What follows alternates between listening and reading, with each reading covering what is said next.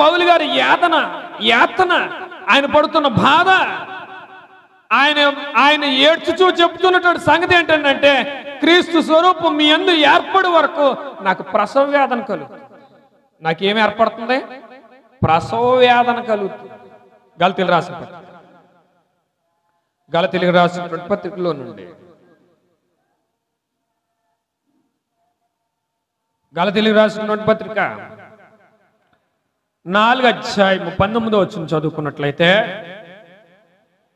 సంఘమును లేదా క్రైస్తవ కుటుంబమును ఇక్కడ ఏమని పిలిచారు అంటే, పిల్లలారా, నా పిల్లలారా అని పిలిచారు. నా పిల్లలారా, క్రీస్తు స్వరూపము యందు ఏర్పడు వరకు మీ విషయమై మరలా నాకేం కలుగుతున్నట్టండి?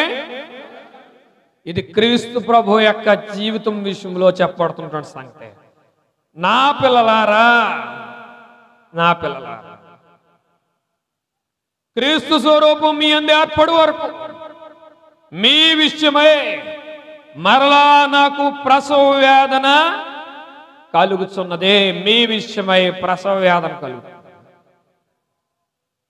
క్రీస్తు ప్రభు యొక్క జీవితం నీలో కనబడకపోతే, నువ్వు క్రైస్తవ కుటుంబంలో ఉన్నా కూడా దానివల్ల ఏ విధమైనటువంటి ఉపయోగము లేదు. దానివల్ల ఏ విధమైనటువంటి ఉపయోగం ఉందని నువ్వు అనుకుంటున్నావు, నేను అనుకుంటున్నాను, నన్ను సర్ది చెప్పుకుంటున్నాను. సర్ది చెప్పుకోవద్దు. క్రీస్తు స్వరూపం నీ యందు ఏర్పడు వరకు, క్రీస్తు స్వరూపం మీ యందు ఏర్పడు వరకు మీ విషయమై మరలా నాకు ప్రసవ వేదన, మీ విషయంలో నాకు ఈ బాధ కలుగు. ప్రియులారా, గమనించాలి, సేవకునిగా నాకు బాధ ఉండదా?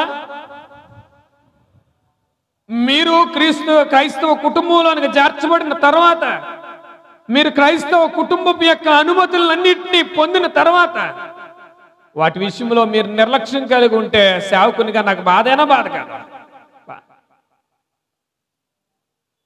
కుదరడం లేదని నేను చెప్పేటువంటి మాట ఎంత మాత్రమో దేవుని దగ్గర అది నేను ఒప్పుకోవచ్చేమో, దేవుడు ఒప్పుకోవడం.